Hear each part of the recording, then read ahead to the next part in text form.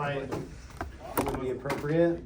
But if they ask you on that flight plan, that for flight generated, how those numbers came about, you should be able to tell them, or there's a problem. Right. So. But for the most part, I think, yeah, you should be fine. You can do paper if you want. I don't think anyone requires it. Okay, so starting with a commercial ACS, we'll go through a couple of things here. Pilot qualifications. What's required for you to get your commercial license? Private in your instrument? Okay. You don't have to. Do you have to have an instrument? I just guessed, bro. Nobody said anything. I just private. something. Okay. You don't need an instrument rating to get a commercial pilot license. Although, we'll talk about how much it helps you to have an instrument rating once you get your commercial license. Do we know like commitments, time requirements? 250 total time, right? And then you can kind of like dive into, you've got a long cross country that you have to fly, 100 nautical mile day, 100 nautical mile night. 300 nautical mile long cross country. Yeah. And so there's a couple of those requirements out there. Okay. Airworthiness requirements. So what do you need the airplane to have for it to be airworthy? Maintenance checks. Okay. Perfect. What about for the pilot? What does a pilot need to have to be airworthy? All of these documents. Medical? Documents? Cool. Photo evidence. So it sounds like a little bit of a review thus far? Okay, good. But it's on your ACS, so I would not be surprised if the examiner goes through all of these with you. I'm not going to spend too much time on those unless you have like specific questions with those, but a lot of this will be a carryover from your private. I do have one question. Go ahead. So I was talking to, I think his name is Ronick. He's a training CFI. There was something that he said that the plane needed to have. It's like a placard somewhere on the plane that has its serial number. External data plate. Yeah, that might be it. And he said you need to know where it is, because if the DP asks, you have to. Okay. So say that again, what's it called? I think it's called the external data plate. It has the serial number on. Yeah. Did Stuart tell any of you what I did last week? No. I organised Stuart to be here last week. What day was that last week? I don't know, So Monday. Stuart was here at 7 a.m. one day last week, but guess what? None No of you one were. Because I forgot to press book and notify you all. Oh. So Stuart's like, where's my people? And I'm like, oh crap. Well, we're Okay, here you've now. got your people. So here you go. I do have They're all yours, sweetheart. Yeah, it was very quiet 2 hours. 7 a.m. class? Nice. For nobody to be That's here. not happening. Yeah. It's like, you mean to Did tell you me, get paid? Jamie, I could have slept? Yeah, I got paid. But Nice. they called, I mean, I was here fulfilling my commitment. So. Did they pay for the year Yeah, with no one here? yeah. That's Because it nice. wasn't my fault. So. It's like, I was here, on time, ready to teach. Pay me my money, baby. Yeah, easiest 2 hours of instruction. Right. That's funny right there. So it worked out for me. It was fine. I don't mind mornings anyways. So it'll just be every Monday? That's it? What's Or- that? No, I just meet with Jamie whenever she needs a class, and if I'm available, then I'll teach it. Okay. So not every Monday, no. For commercial specifically, you're probably just gonna have this one class, and that's it.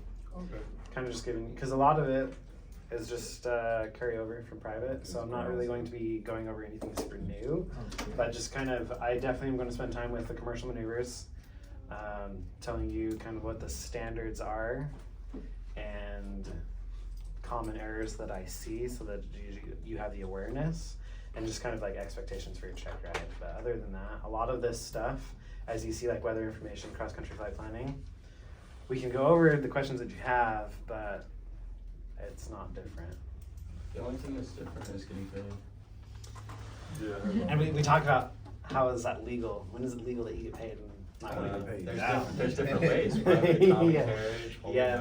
there's a whole bunch of stuff. Oh, pretty good. I wanna get paid today. Okay, so with cross-country flight planning, national airspace system performance and limitations, are there questions on those? Because I'm going to go right into systems, unless you've got a question. Service bulletins versus ADs. So what's the difference between an AD and a service bulletin? Everybody gets one question. So you have airworthiness directive, right? That's since the difference that no, my brain's not loaded. The Somebody else airworthiness take it. directive is mandatory from the FAA. Okay. ADs. Service is from the manufacturer. There you go. From the manufacturer. The manufacturer. Like a suggestion. That's all I'm saying. Okay, perfect. So you got that ADs are from, Manufacturer. and service bulletins are, Manufacturer. what's mandatory? ADs. If it says it's mandatory. They both could be mandatory, but is that always the case? No. No. There are advisory, right, that are not mandatory, so. Cool. Alright, so operation of systems, I did sit in on the multi-engine class a little bit, so you got constant speed prop. Typically, when you do commercial license, you either get a complex or TAA. Do you know what we do at Sling? TA. TA. What qualifies as TAA? Class. Glass cockpit, Class. anything else? And then lighter than air, right? Moving GPS. Or light sport. So moving GPS, autopilot. So the slings are considered TAA, and that's how you can get your commercial license in a sling. Because the aircraft itself has to be TAA or complex. Complex is what? Constant speed. Landing So retractable landing gear, Constant speed. constant speed prop, right? What does TA stand for? Technologically advanced aircraft. Yes, technologically advanced aircraft. And what are our requirements, like, what, qualifies. yeah, what qualifies us as TA? So we have autopilot, Horsepower. we have the glass cockpit with the GPS and moving map. Okay. So when you take a commercial check ride, the aircraft that you're doing your check ride in has to either be TAA or complex. Does that make sense? Yes. You need all three of those to be TAA or any one of them makes it The combination together. You can't just like if the plane has autopilot, that's not TAA. Mhm. It's the combination. Yep. Okay, cool. So the technums are considered complex, right? Retractable landing gear and the constant speed prop. So I'm just going to. It'll be if you sat in multi, and it'll be a little bit of a review. But I'm going to just show a quick video of how a constant speed prop works, just to kind of give you a little bit of a foundation. It's not necessarily going to be on your check ride, but this is also the stage in your training where you need to know what constant speed is. So we're just going to take a look at this video. And then if there's questions on it, hopefully the sound works. But if there's questions, we can kind of address them too. So before I play the video, there's a couple of like key components that make up a constant speed prop system. And so kind of looking at the diagram that we have here, so there's our lever, what color would that be? Blue. It's the blue lever, perfect. All right, which the lever adjusts the tension on the speeder spring, which you see here. And then you have your fly weights. They're these L-shaped weights. And then going into, this is the engine oil system, right? So it's engine oil that actually goes into this piston here in the hubcap, the propeller hubcap. And as that piston is forced either forward or backward with that oil pressure, that's what changes the pitch of the propeller, okay? And he'll kind of explain it a little bit more, but that's overview of what he'll be talking about. That is not great. Hold on. Sound. Oh,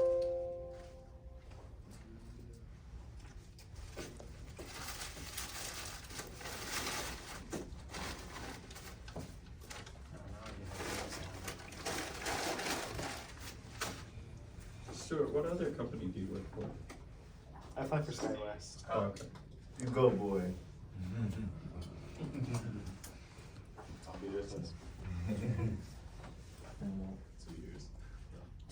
How come I'm not getting sound? Hey, thanks for the hash brown. Thanks for the hash brown. An unfeathering accumulator here, and the propeller piston is right here. Let's trace the flow of the oil, and that will help us to understand how this works. With the prop control lever set in the high RPM, low pitch setting, the pilot valve is in its down position. This is the oil sump here, and these gears are the engine-driven oil pump. As the engine rotates, oil is forced through the pilot valve, through the pressure lines, and into the propeller hub assembly. It then goes through the piston here into this cavity, and what that does is it forces the piston rearward, and that positions the blades in high RPM. If you want to reverse the process, you pull the propeller control lever to the rear. That pushes the speed adjusting control lever forward. And what that will do is lift your pilot valve, thereby allowing the oil pressure in the propeller hub cavity here to evacuate and head towards the sump. Comes up here, traces through the green, back down into the sump, recirculates. All the while, the oil pump continues to function and circulates back on itself through a check valve here. In the event you want to feather, prop control lever goes all the way to the feathering position. The piston evacuates the oil and is pushed forward like this. The forces that aid the piston being pushed forward are the spring inside of the propeller hub assembly and the counterweights you see here on the sides of each propeller. In addition to the counterweights and the spring, the dome is loaded with a nitrogen gas that forces the piston forward. If you look at it from the front, you can see the reduced profile of the propeller blades, which show some aerodynamic efficiency and safety. This is the unfeathering accumulator, and what that will do is when your propeller control lever is in the forward position and your high pressure oil is flowing through the system, it will pressurize the unfeathering accumulator so that in the event that you feather and you want to go unfeather, it will release a charge into the oil system and will force the piston back in such a fashion. The main function of the constant speed propeller and the propeller governor system are underspeed and overspeed conditions. Underspeed would be in a climb, and the bite of the propeller is starting to slow down, so it would go to a very fine pitch. It would get the maximum rotations for the power it's producing. An overspeed condition would be an example in a dive, and the propeller has no load on it as it accelerates towards the ground and starts to speed up. In that condition, as the engine speeds up, so do the flyweights. The flyweights then move out in this direction over here, which causes your pilot valve to raise, allowing oil pressure inside the hub to evacuate and causing the blades to go into a higher pitch to take more of a bite. As this happens, the engine will slow down, as will the flyweights, and they will find themselves in an equilibrium between the tension of the speeder spring and the centrifugal force of the flyweights, pushing themselves outwards.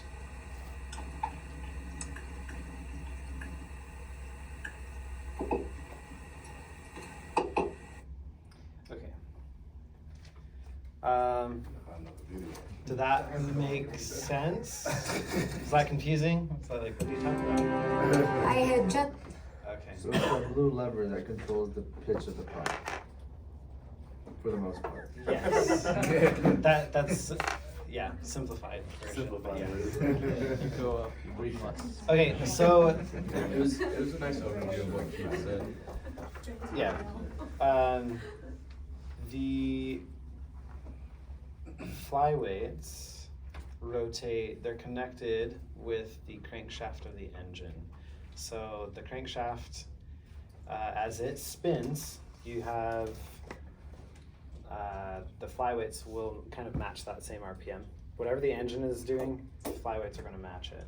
The flyweights are the mechanism that essentially open or close that pilot valve, right? Which allows the oil in or out of the hub assembly, okay? So the way that they're shaped with centrifugal force, they have heavy weights on the outside, so the faster they spin, they're going to move in this kind of a direction, opening and closing that valve. Does that make sense? Yeah. And so what you're controlling is the tension. So you have that spring kind of sitting here. So you're controlling that tension on the spring, right? So you kind of set the speed that you want by setting the tension on that spring, and that's the lever that you're moving to set the tension. And then anytime that the engine tries to get away from what you set it, those weights will either speed up or slow down. So if they, like he said, overspeed and underspeed, that's what constant speed props do. If we are overspeeding, it's typically because we went into a descent. So there's less resistance for those prop blades. They have the tendency to spin faster. So since they're spinning faster, the engine starts to increase its RPM. And as the engine RPM increases, the flyweights are also going to move out using centrifugal force, right? And that movement allows the oil to move from the hub assembly there to change the pitch of the prop to make it a higher angle of attack, which is then going to slow the speed of the propeller blade, right? Does that make sense? Makes sense. Okay, so that's all the video is trying to tell you. So think of it like a bicycle that has gears. Okay, as one way of thinking of it. So if you are riding on a beach cruiser that has no gears and you go uphill, it's a whole lot harder to move your pedals. But if you could like downshift or change that gear level, or you can then increase your pedal. And that's just like a plane that's climbing, right? It's going to initially want to slow down. The prop is taking too much of a bite. It's harder for the engine to get the prop to rotate in that climb. So it changes its pitch so that it decreases its angle of attack so that it can spin faster and be more efficient in the climb. And then vice versa. Once you reach the top of the hill and now you're going down, if you left yourself in gear one, you're super ineffective. You're just pedaling really, really fast and gravity's just taking you and you're not really doing anything at that point. So then you would want to gear up so that you can actually add some power as you're biking down. It's the same thing with the propeller blade. As you are descending, it increases its angle of attack to take more bite and be more efficient in the descent. So in a sling, when you're flying around in the Sling 2, you can do full power and you get what, like 54, 55-ish initially on that climb out, and maybe it'll even drop down to like 53 as you climb and are at 72. Now as soon as you level off and you leave your power full, that RPM spikes, right? Because it's now working less, right? You've leveled off, so it's going to speed up. And then if you continue to leave it at full, and now you put the nose down, now you're going to probably overspeed. It's going to get like 58, and it's going to go into the yellow, because you don't have that constant speed prop. In the Technum, you can be full power the entire time, and your RPM will not change, because as your attitude or phases of flight change, this mechanism keeps the RPM setting the same. Does that make sense? So it's more efficient. Okay, cool. That's all I'm really going to talk about, the constant speed prop. So that's the basic overview of how it works. When you get into the multi-engine, you're going to probably want to be really familiar with that. Okay. All right, questions there? Cool. let's talk about some of our maneuvers on our commercial check ride. So how many of you have actually started commercial training and have been doing the maneuvers? Okay. So most of you haven't done commercial maneuvers yet. Okay. So Ready? we'll just start here. Performance. Okay. So steep turns. You're going to do them again on your commercial check ride. You're going to be. Why do we have to do it again if we've already done it once? Because Because it's a 60-degree bank? It's a steeper bank angle. Yeah. Steeper bank. 60. So you're going to, instead of 45, you're going to be at 50. Oh, yeah. That's not scary. Are you ready to do I like this. So the standards for your steep turns is going to be a plus or minus 100 on your altitude, I'll take it. plus or minus 10 on your speed, plus or minus 5 on the bank, and plus or minus 10 on the rollout heading. So same as private. Difference is you're going to be steeper. So what happens at a steep bank? Less lift.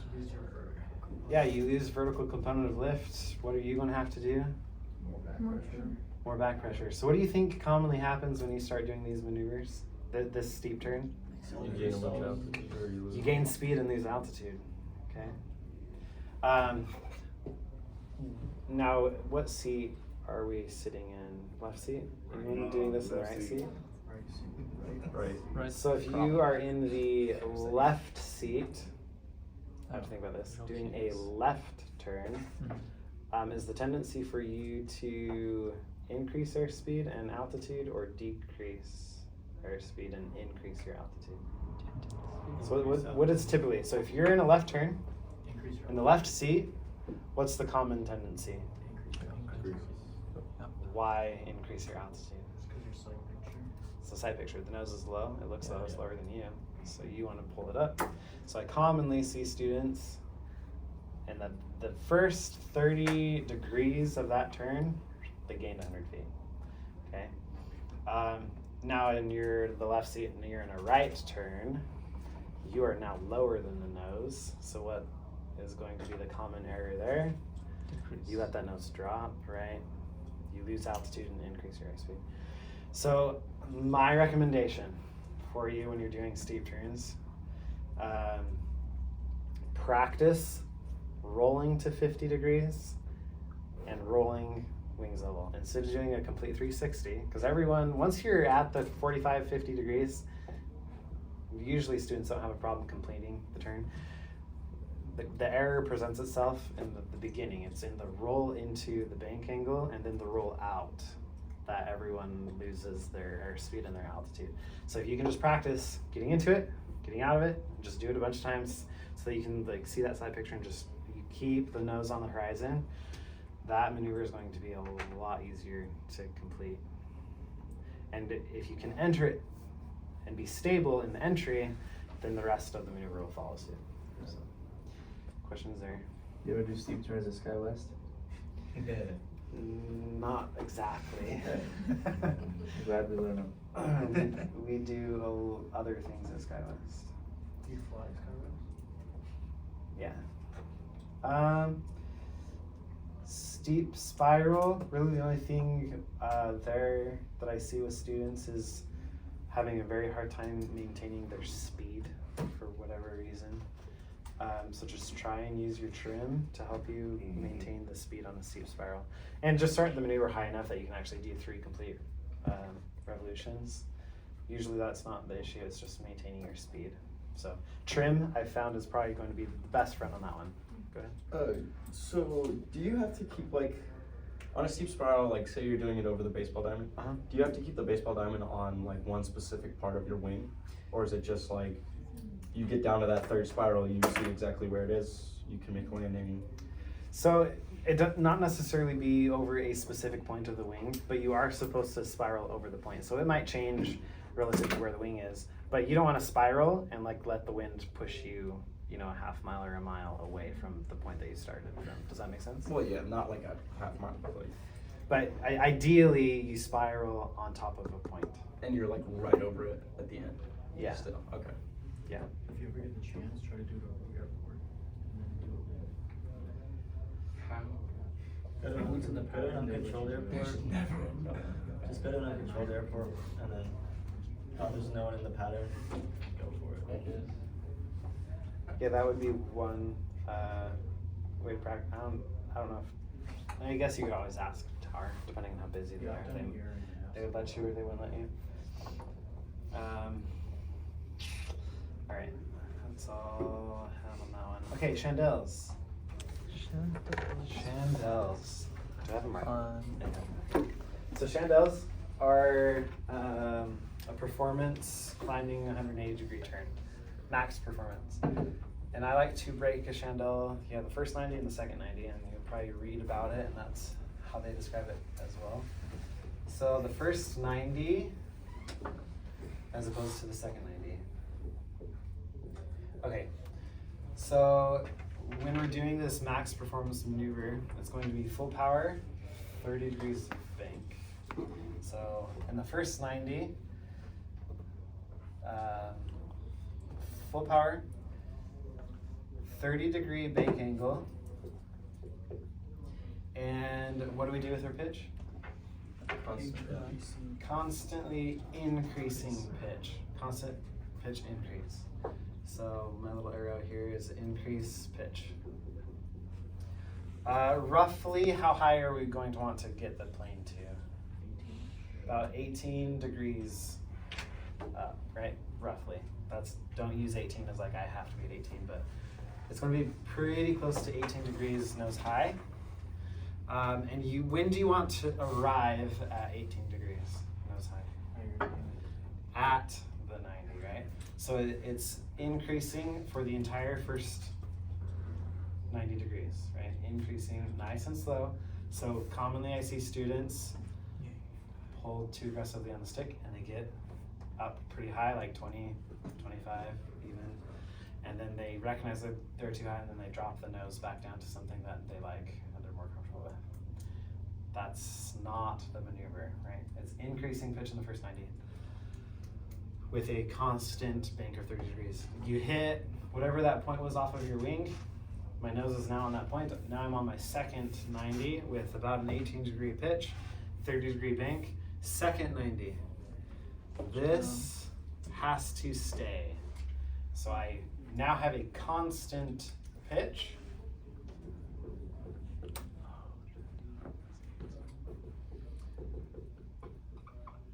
Constant pitch. You do not let your nose drop. Nose has to stay high on the second 90. And then you are decreasing your bank. So it was at 30, and now you slowly decrease your bank so that you roll out on 180 degrees from where you started. Okay? And that's about as simple as I can make it. So when you're doing a chandelle, to be successful, make sure you have a good visual point on your wing, either direction that you're flying. If you're doing a left turn or right turn, just make sure you have a clear visual that you're turning to so that you can be eyes outside. Once the nose covers that visual point, you're at your 90 degrees, then you can make sure that you're at whatever that pitch altitude was, and we're gonna slowly roll our wings level. Now, ACS standards say that we need to complete this maneuver just above stall speed. So if we look here, establish the angle of bank approximately 30 degrees, so that's the first 90. Simultaneously apply power and pitch to maintain a smooth, coordinated climbing turn in either direction to the 90-degree point with a constant bank and continuously decreasing airspeed. Right, so we're just going to keep pitching up. Begin a coordinated constant rate rollout from the 90-degree point to the 180-degree point, maintaining power and a constant pitch attitude. So there's that constant pitch attitude. Count out the nose drop on your chandelles. Complete rollout at the 180-degree point, plus or minus 10 degrees just above a stall speed. So how fast can we complete this maneuver? Clean configuration. What's our stall speed? 45. So how fast can we be on a chandelle when we complete it? 46. 55, right? as max speed. So if you completed it and you're 60, did you get slow enough? No. So you have to get slow. If your stall horn is chirping, that's okay. Obviously you don't want to stall because that's not the maneuver either, but you do need to be at least 55 or slower once you complete that 180 degrees. That's why we call it a max performance climbing turn. So we started at 90, full power, 30-degree bank, slowly bring our nose up, and that entire maneuver we are losing our airspeed until we complete at just above stall speed. So ideally you're down like around 50. Now this part right here is what I see a lot of students not do. So maintaining that airspeed, momentarily avoiding a stall. So I guess maybe this whole portion right here. So just because you made it to the 180 doesn't mean go ahead and recover and you're done. You have to hold it, show that you have positive control. So hold the nose up, show that you are avoiding the stall. You're just above that stall speed, and then you can recover. So I try to get my students to just count to 3. So you made it 180, 1, 2, 3, then recover. That's just demonstrating to the examiner that you still have positive control of the aircraft, you're just above a stall speed, and then you can go ahead and recover. So some students will get the 180 and immediately bring the nose down and bring that speed back up. I have also had students hold that 180 and then just keep pulling the stick back because they're too fast. They're like at 60, so they're just at the 180 and then they just keep pulling back until they're at a slow enough speed and then recover. That is also not going to pass the check ride, okay? So you have to complete the 180 just above stall speed. Questions with the Chandelle? Go ahead. Yeah, about typically how much altitude do you gain? You could gain, I don't know, anywhere between like 400, 600 feet when you're doing a Chandelle. So that's one thing to kind of pay attention to when you're actually in the practice area that's really busy. When you're doing Chandelles, just watch for traffic that's above you. Because in a couple of turns, doing a couple of Chandelles back to back, you could have gained 1,500 to 2,000 feet. So if somebody is up there, and initially you're like, no factor, but if you keep doing Chandelles, they're going to be a factor. So just watch out for that. Now, as far as how much you climbed, that is not anywhere listed on the standard. So if you ever hear it's like, well, in a Chandelle you need to climb like 500 feet, that's not true. It's not there. So that is a rumor mill. I don't know where it came from, but It's a lie. just know that the standard is just completing at just above stall speed. So if you have like a very high density altitude day or whatever low performance, you're not going to climb 500 feet. Or if you start the maneuver at 1,500 feet versus starting the maneuver at 5,000 feet, you're going to climb more if you're lower as opposed to climbing any higher. So that the altitude does not matter. It doesn't matter how much you climb for the Chandelle. Thank you. Any other questions? Yes. Yeah. So where do you get the 55 from? It says just above stall airspeed, but it doesn't say like a From our stall speed. Slings. like a 10 plus or minus 10, because that's plus or minus 10 degrees. from Right, 180. plus or minus 10 degrees from your rollout head. So just above stall speed, I guess 10 is a buffer. It doesn't specifically say, so you probably could ask the examiner to be really specific.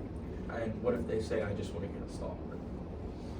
Then I You guess wanna hit the you stall. just have to make sure you get stall horn. But when you're practicing, practice so that you are ending the maneuver Yeah, 55.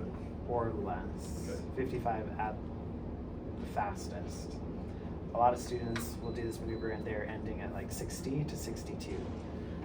And I don't know whose definition of just above stall speed 62 is, but it's not my definition. So try and be slower without stalling. And I think most examiners are going to be happy if you're within the 10. But you could definitely clarify Is there a visual maneuver, or can we be staring at our instruments? Visual maneuver. This maneuver will actually be a lot easier If you look outside. if you have that visual reference point. Is this the one that everyone say bug it out? You're 90 degrees, bug 90 degrees, or something like that? You can bug 90 degrees on the heading, but you want a 90 degree off your wing. Like your wing. Catalina or a mountain or whatever, doesn't matter. Just as long as you can see it. Because think about the attitude that you're going to be in the second 90. So the second 90, you're going to be nose high, getting pretty slow, and trying to like do this rollout. So commonly, because you can't see in front of you because the nose is in your way, I see students completely miss their heading that they're supposed to turn onto because they just didn't look outside. They were so focused on their airspeed, and probably just because it feels like you're on the verge of a stall, so then that gets in your head too, that they miss that point where they need to end the maneuver on the 180 degrees. So I would even say, not when you're doing this on your check ride, but even to practice, don't look at your instruments. Look at the 90 degree point the entire time and just let the plane in your head like swivel, right? So if you just, if I'm facing this direction, here's my degrees, and I keep it in the whole maneuver, keep my eyes on it, right? So then I can kind of gauge, all right, I'm at my 90 because I'm facing it. Now I can start that rollout. And you can, after you practice this, you can hear like the hum of the engine. You know that you're getting slow. The controls are going to start feeling sloppy. The slower you get, the more rudder you're going to need. So you're going to feel all of this too. But all of these maneuvers are going to be visual maneuvers. We're back outside, right? Not doing instrument anymore. So they're all visual. But back up, like you can definitely cross-check, right? You can practice looking eyes outside, but it'll be hard probably to maintain the pitch that you want and the bank angle unless you have a really good side picture of what 30 degrees looks like. But do make sure you have visual references. Questions? Chandelle? Okay. Chandelles are typically not the difficult one to do. It's this one that more people struggle with. Okay, a lazy 8. So looking at like the standards here, or reading about it with the FAA documents, I think that they can kind of overcomplicate what a lazy 8 is. Is everyone familiar with a half pipe? Like what you do in a half pipe? That's a lazy 8. Okay. You're just doing essentially a half pipe with an airplane. So when we are doing lazy 8s, you're going to set your power setting to maneuvering speed. So whatever RPM gives you maneuvering speed. And then you don't touch it. You just leave your power setting for the entire maneuver, hands off the throttle. You're trying to enter the maneuver and exit the maneuver plus or minus 100 on your altitude, plus or minus 10 on your airspeed, plus or minus 10 on the heading. And the whole idea of the maneuver is you're constantly changing your pitch and your bank angle the entire maneuver, okay?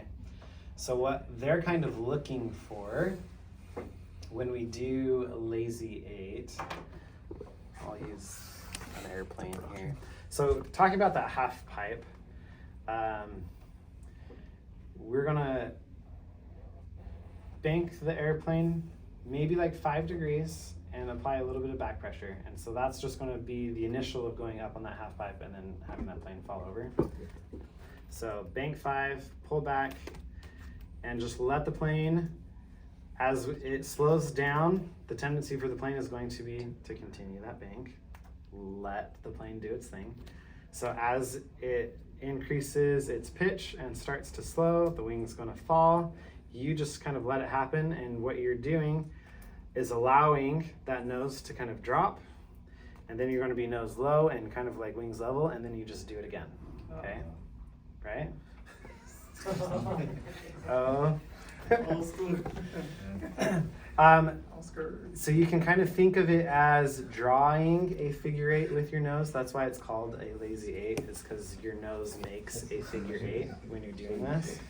Now with this maneuver, it's going to be a lot on feel, okay? You're really going to have to feel the maneuver, like in your seat, okay? So I don't know how really to describe it other than you're just gonna have to get the feel for it. What commonly happens when we're doing lazy eights is we over control the airplane. You're forcing the turn, you're forcing the pitch. Just initiate it, initiate that back pressure, hold that back pressure. As the plane slows down, the wing is gonna drop. Let the wing drop. Now you don't want it to just keep on going like 60, 90 and you roll over. So add opposite aileron once you're about that 30-degree mark, just so that it doesn't keep on going. And then This is a spin waiting to happen. you're not going to spin there. Well, This you is not just a said you stall. keep going, you're gonna be upside down. Well, that's the over banking tendency, right? So you apply opposite aileron, so you don't over banks. I need to do spin training because my biggest fear from when I started is Sorry, this made spin. me a little too rattling. Spins aren't that bad. I have to do it. It's just my fear is to start a spin. And once you do the spin training, that will not sound university. Yeah. Yeah, that's why I need to do it. I can't do this anymore.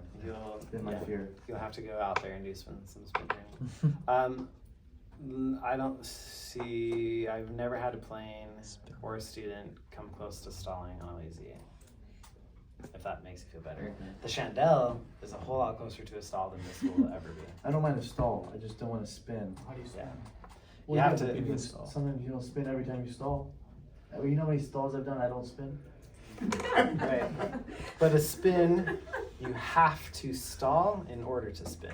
A lazy eight does not get you close to a stall. A chandelle gets you close to a stall. You can't spin unless you stall. Don't we like simulate a stall? Because we don't go all the way to the buffet. What do you mean? Because we don't go, when we go do stalls, we don't go to where we lose lift on our wings and the wing drops. Sure. Well, Sometimes you do.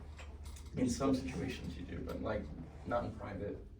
They don't, the CFIs don't make you go all the way to the buffet and then like recover the wing falling. Really? I had to do that. I had to step on the high wing. I would, I didn't. Yeah. yeah, I don't know. Be very comfortable doing stalls. That's all I have to say. If you don't take it to a complete break, make sure you do that before you take your commercial check ride. Okay? Yeah, just make sure that happens. Because and we're going to talk about stalls too, because there's a couple of stalls that we have to do for commercial. Anyways, going back to lazy eight. So, where's the marker? Do I have an eraser?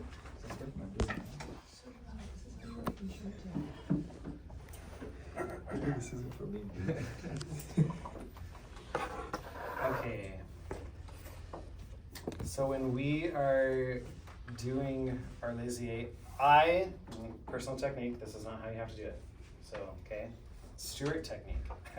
I pick a 90-degree point. Now the book might say pick a 45, a 90, and a 135. Personally, it's a little complicated, in my opinion. So I'm going to talk about how the book does it, and then I'll talk about how I would recommend doing it. But do what works for you. Bottom line, you just have to complete the standard. So however you can complete the standard, that's what you got to do. So, all right. So we're going to talk about. So we have our 45 degree, our 90 degree, and our 135. So what the plane should be doing in each of these phases. So when we initiate this maneuver, slight bank, slight pitch, or back pressure, we should keep that pitch going and climbing up until the 45. So at the 45 is going to be our highest pitch. So you could be, I don't know, 15-ish to 20 degrees nose high at the 45. So 0 to 45, nose is coming up. So this is going to be, nose should be increasing more rapidly than when you do a chandelle, okay? So highest pitch at the 45, and we should be increasing our bank at this point. So bank is going to just be increasing bank, whether that's 15, 20, it just says increasing bank. So that's our 45. Now at the 45, we're at the highest pitch, which means that's also the point where the nose is going to start coming down, right? So we made it 45. At the 45, the nose is going to start to drop, and we continue to increase our bank. So here, we're going to be pitch 0 degrees. So at the 90, we should be already back on the horizon. Okay, so the nose should be back on the horizon at our 90-degree point. And then on the 90, this is going to be our steepest bank. Now, ACS says approximately 30 degrees. Okay? You'll probably hear people tell you that you can't bank more than 30 degrees when you do AC8s, but the standard says approximately. So whatever approximate is for you and the examiner, but I'll let students go to 40 degrees. I mean, I don't really want you doing a steep turn when you do AC8, but you just approximately 30 degrees for that steepest bank. So does that make sense? So we begin the maneuver, we're at the 45.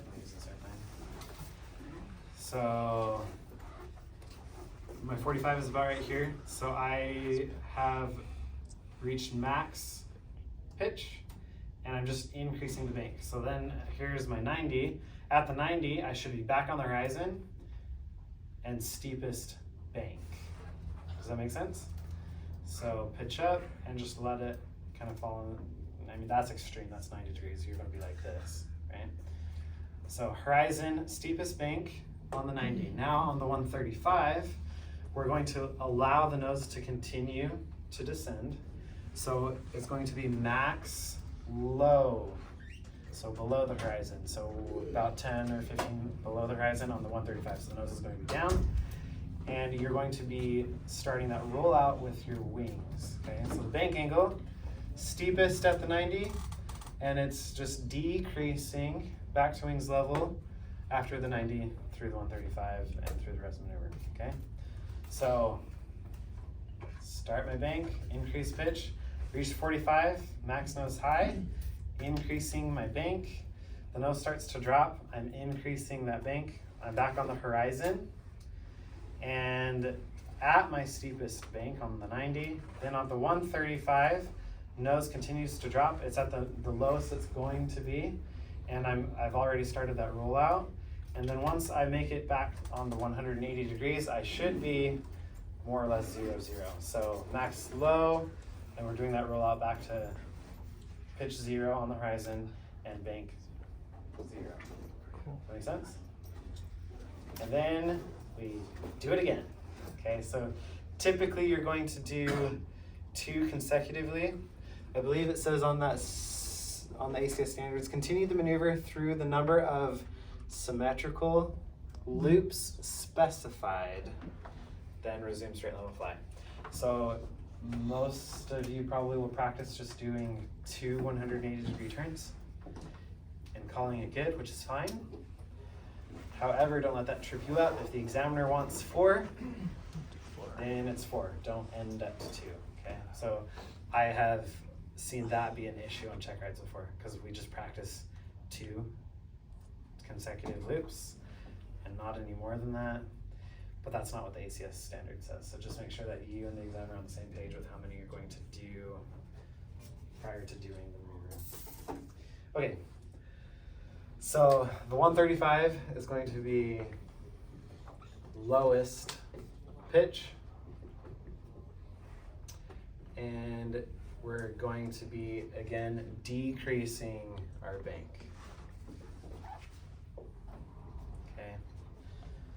So 0 and 180 is essentially you're just ground 0, wings level and pitch on the horizon. Questions with the lazy 8? So what I will commonly see students do is they will have a more aggressive nose high on that 45.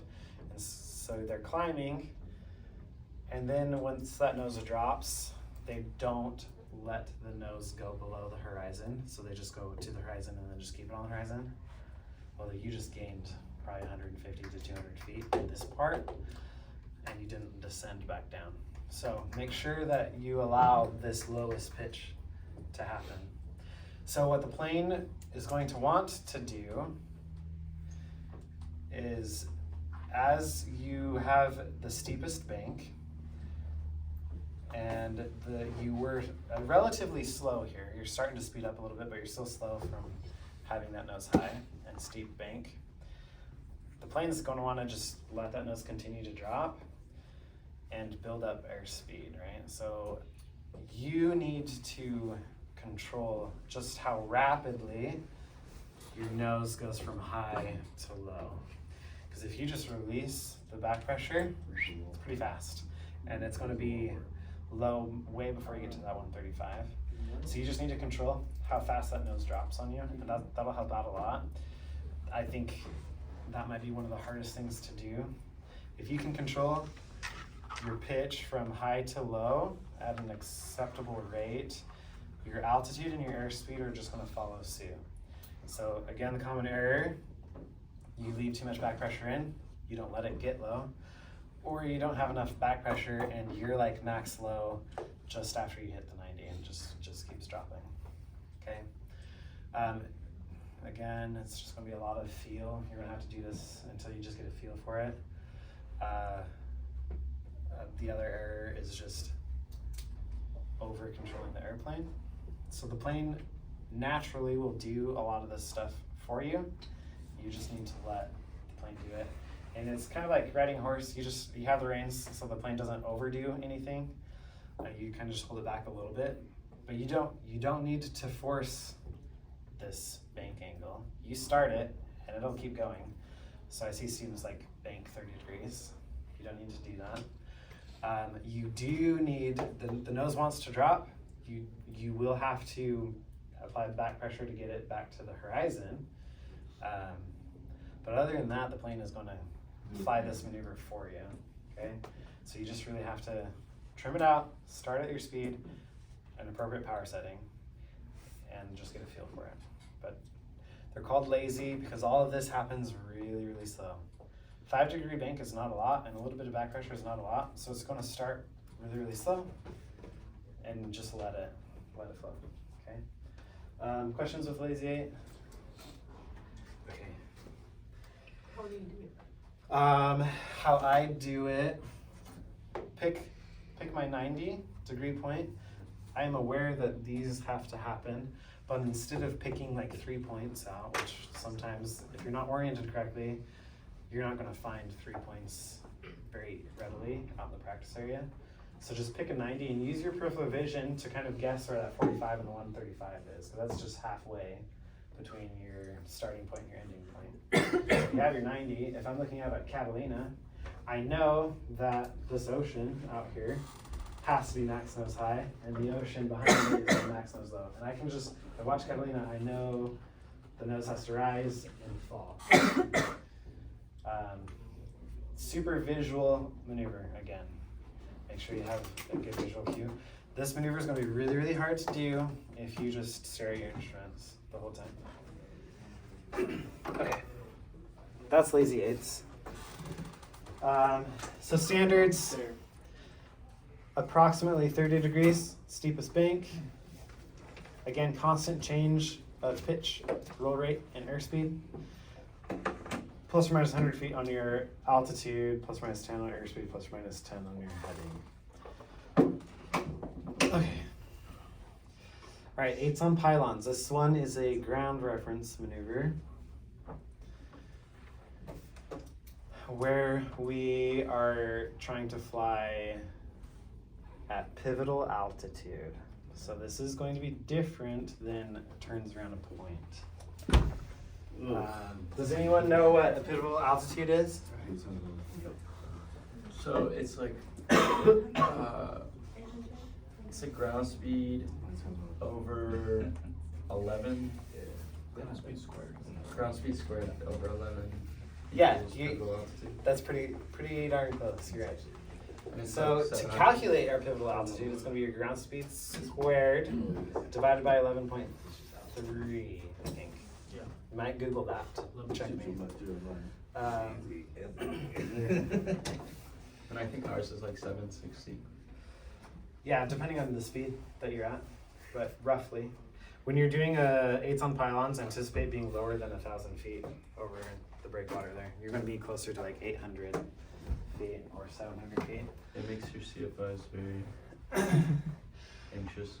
Well, they should know because they did it. So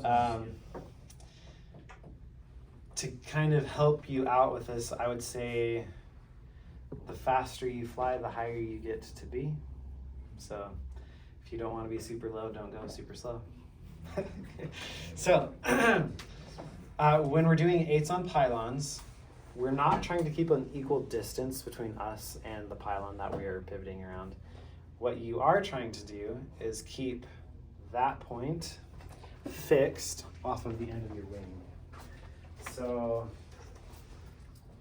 this is my pylon, and I'm essentially going to be circling around this pylon.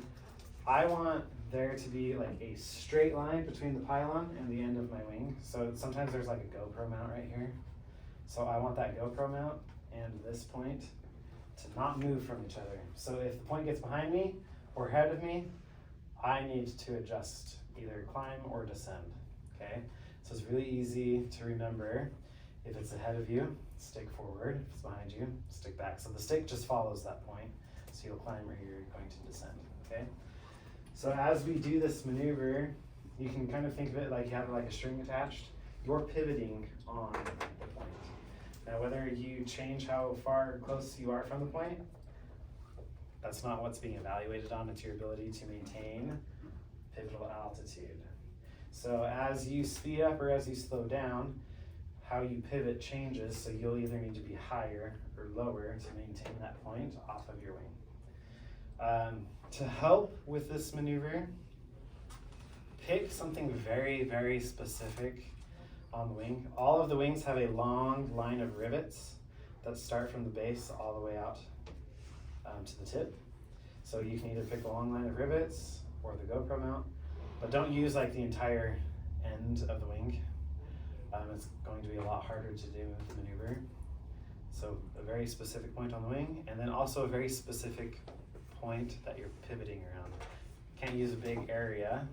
It needs to be like the tip of the lighthouse on Angel's Gate works. If you're doing it around ships, pick like a flag or a mast on the ship. So commonly, if this is like Angel's Gate and here's my lighthouse, and then we have like that rock formation and how the rocks are a little bit different, like right here on the turn. So you don't choose the corner, choose like the border where the rocks change on either side. Either side of those would be okay, but having the whole corner is too big of a point. Does that make sense? And then the lighthouse, I mean, the lighthouse is small enough, you could just use the lighthouse there. So when we're doing our maneuver, you are going to, essentially, you're flying at a figure 8 around 2 pylons, 2 points. So technique of what a lot of people will do when they're trying this maneuver. So if I'm entering on this 45 and I'm going to initiate my right turn around the lighthouse, I'm going to keep flying straight until that point disappears underneath my wing. So once I can't see it anymore, a lot of people will count to like 2 or 3 and then bank, and then if you timed it just right, that point will be lined up with your GoPro mount or the rivets, and then you can just start the maneuver. Sometimes you might need to adjust that just a little bit so that you can get the point off of your wing where you want it. But common technique, wait for it to disappear, count 3 seconds, and it should be pretty close to where you want it. And then you're going to hold the maneuver until you can enter the pylon like 45 on the other direction. So sometimes students will, do I not have another color? There's a There's a purple one in purple there. The white. Oh, there. Okay. So sometimes students will hold it too long and they do something like that. They just keep on pivoting, or they break off too early, right? So you're trying to aim for this 45 to get onto the next one. And again, it's going to be wings level. This will disappear behind the wing, count to 3, and then you're going to start in the other direction. Okay? So sometimes you'll get a feel for it. After you do it a couple times, you'll kind of know where that 45 is. But I have seen students break off too early, and then they're not really in relation to where they want to be at that point. Or they hold it too long, and now they're like out here and they have to get back again to that point. So again, this distance between the point and you, that is not part of the maneuver. You're just trying to keep it off the wing. So what's changing is your altitude. You're either going to be climbing or descending based off of your speed. Now, if we are aware of what's going on around us, we might have an idea of where the wind is coming from. So this is my wind. We'll just erase some of this stuff.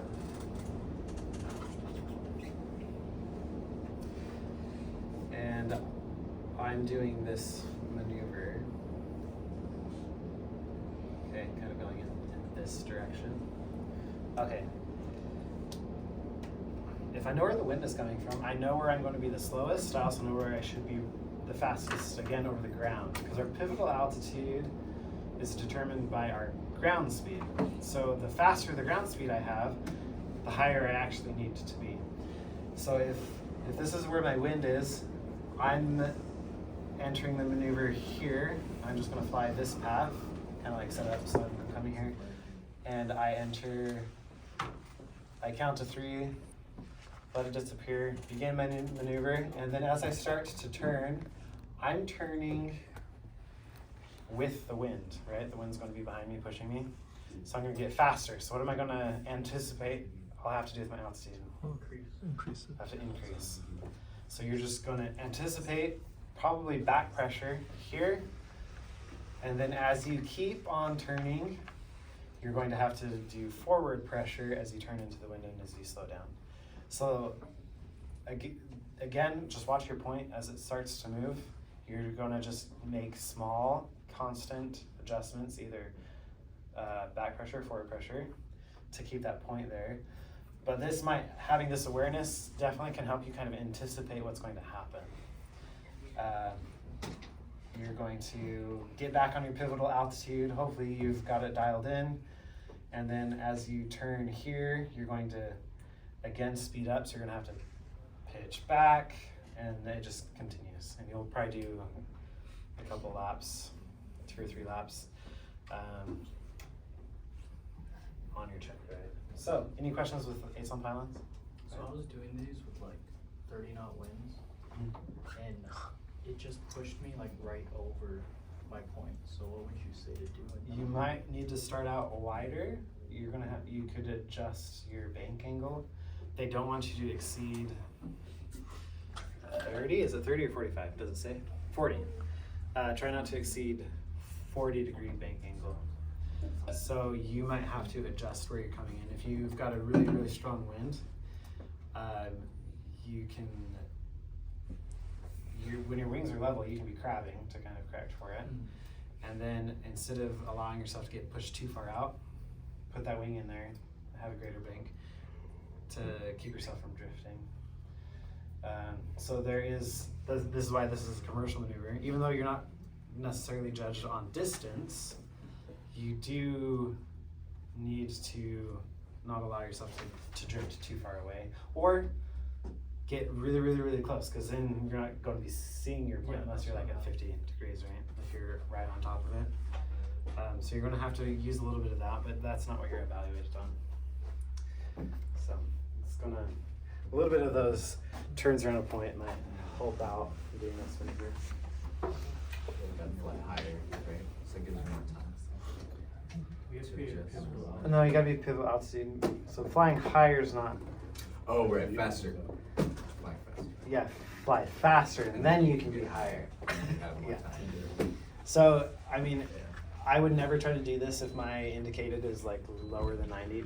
But yeah, what's It's just I can't breathe in here, bro. Turn the air on. go for it?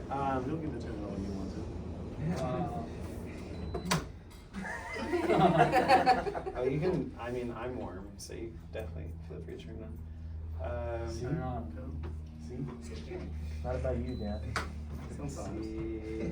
Just because you can fly in the clouds doesn't mean you can't enter the One thing to maybe note on this maneuver as far as standards go, you can't cheat it with your rudder, so you have to avoid slips and skids. So can't hit the rudder to make sure that the wing and the point stay together. Okay, you gotta make that adjustment with your pitch. I think that's it. Let's see. Yeah. Any questions with 8s on pylons?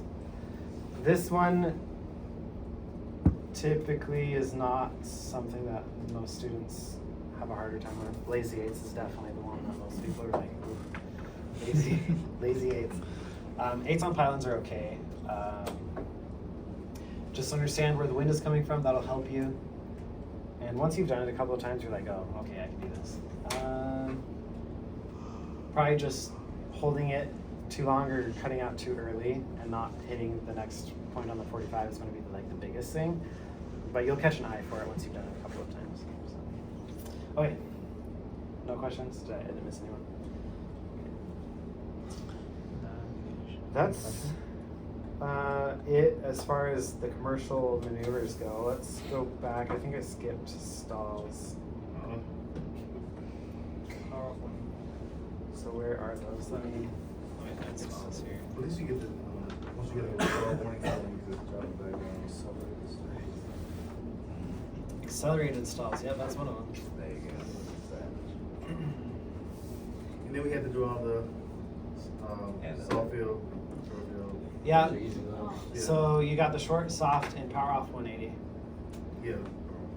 So we'll talk about those. I'm just hoping to find Soft field. the. Oh, it's down here.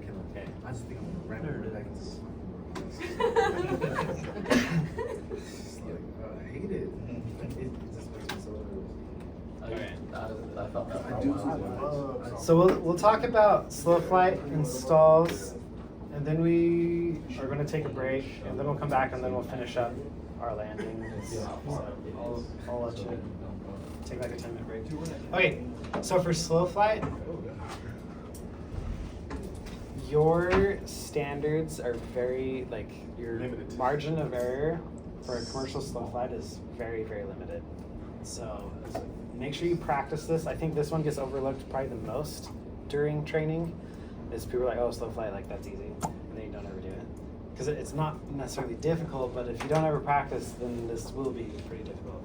So maintain the specified altitude plus or minus 50 feet. Specified heading plus or minus 10. Airspeed, this is the one that will probably get most of you. +5 minus 0. So whatever that airspeed is, you cannot go slower than it. And specified bank angle of plus or minus 5. So what airspeed are we going to be trying to fly this at? 55. Is that what most of you practice at? 55? Okay, I'm not going to argue with whatever that is. I typically will train 50. So you can be up to 55, but that's the top limit of that +5, and then no slower than 50. But you and your instructor can kind of, I'm not going to tell you what speed you need to be at, but that's typically what I would do. If you're flying with me, that's what it's going to be. So. So with the DP, you're just gonna tell them what speed you're gonna do that, or? Yeah. Yeah. Make sure that you're on the same page. And then I know the G5 and then the G3X are like slightly off, so. Yeah, so to kind of avoid any of these like miscommunication between you and the DP on like altitude and airspeed, call out what you're at prior to beginning any maneuver. So like steep turns, you're at 3,200 on whatever you're looking at, call out, all right, 3,200, 92 knots, go. because then you're on the same page, because what they're looking at could be a little bit different. So it just depends. I don't know of anyone like failing a maneuver because what the examiner and what you were looking at was different, but if you're all on the same page, then you don't even have to worry about it. So especially with this airspeed one, make sure that you're all on the same page with what airspeed you're doing. Okay, and then with slow flight, be comfortable in climbs and descents and turns. So don't just get in slow flight and then just fly a heading and then either do a stall or recover. Like, make sure that you're comfortable climbing a couple hundred feet, descending a couple hundred feet, doing a turn and climbing a descending turn. Get vectored around. Depending on your examiner, you could be in slow flight for a while being vectored around. So keep that in mind. Also, make sure that you can recover from slow flight back to a normal cruise speed. I think most instructors have you just go right into a stall from slow flight, and so we don't really practice going back to normal cruise. So when I do phase checks and I've said, all right, go back to normal cruise speed from slow flight, students always balloon. They gain a whole bunch of because they added a bunch of power to get their speed up, but a bunch of power and your flaps are still in, and if you're not right on the money with your pitch, you just balloon. And you get plus or minus 50 feet, right? So watch that. Maybe they'll take you into a stall, I don't know. But if they don't, that could be a gotcha on a check, right? So just watch for that one. Okay, power off stalls. I don't think there's a whole lot I'm gonna really talk about on those. Maintain a specified heading, plus or minus 10. Specified bank angle, not to exceed 20 degrees, plus or minus 5, if in turning flight. So make sure you do turning stalls, like bank the plane 20 degrees and stall either climbing or descending. Practice all of these once you're comfortable to a full brake. So not just the buffet, because depending on your DPE, they'll make you go to a full brake. That's really all I have with power on, power off stalls. Just practice them with the turn and to a full brake. Power on stalls. Accelerated stalls. So these ones we did not do in private. This is where we're going to be in a 45-degree bank, like you're doing a steep turn, and then you're intentionally bringing the plane to a stall. Now this one, you recover at the buffet. You're not trying to break the stall in an accelerated stall. Okay, so don't break it, bring it to a buffet. So whatever the technique is that your instructor teaches you, go for it. I'm not gonna try and rework any of that. Typically, what you're going to do is you're gonna get down to roughly 72 knots. And then once you're at that 72 knots, you're going to have an RPM setting that's going to be close to 42 to 4,500. So not full power, but you're not power idle either. Now again, if your instructor has you do it differently, go with what your instructor is telling you to do. 45 back pressure. So you want to be at a slower speed because you have power in. It's going to be really hard to stall an accelerated stall if you're not slow to begin with. So that's why you slow it down. And what I commonly will see is we're all pretty good at getting to the 45, but we do not increase back pressure enough. So we just instead do a really, really sloppy steep turn instead of an accelerated stall. I promise you, if you can get the plane to buffet within the first 45 degrees of the turn, it's going to be a lot easier than going almost a complete 360 before it buffets. So if you can just bank and get that enough back pressure in to get the nose up, you're going to be in pretty good shape. So when we bank, the nose has a tendency to drop, so it's going to be a lot of that back pressure. You need to get the nose up to bleed off that airspeed, and then you are going to kind of just keep pitching, increasing that pitch until you get the buffet or stall horn, depending, they might say stall horn recovery. And then recovery is just bringing your wings level and doing a normal stall recovery. This one can be a little intimidating because you're like trying to get the buffet in a 45-degree bank. You're not going to spin though unless you are uncoordinated. So just watch coordination. Right? So establish and maintain a coordinated turn in a 45-degree bank, increasing elevator back pressure smoothly and firmly until an impending stall is reached. So increasing elevator back pressure. So don't just like stick back and call it good. Like keep pulling back, get that nose up so that you're losing that airspeed to get the stall to happen. That's really all I have with accelerated stalls. Questions there? The recovery, I think, can be a little confusing. Wings So it's level. nose down, Nose, wings level. yeah. Then you add power. Add power. Yep. So you can simultaneously lower the nose and level the wings, and then get your power in there. You will do these in the Technum too, so they don't go away when you do your commercial multi. Yes. Although I will say that the Technum stalls significantly better than the Sling stalls It dips. because it's so nose heavy. Mhm. You just as soon as you brake, nose just drops, and then you're flying again. The Sling is just like, okay, what wing is going to drop this time on me? But the Technum is like, the nose is always going to go first. So, okay, let's take a 10-minute break, and then we'll come back. No, just. Like keep the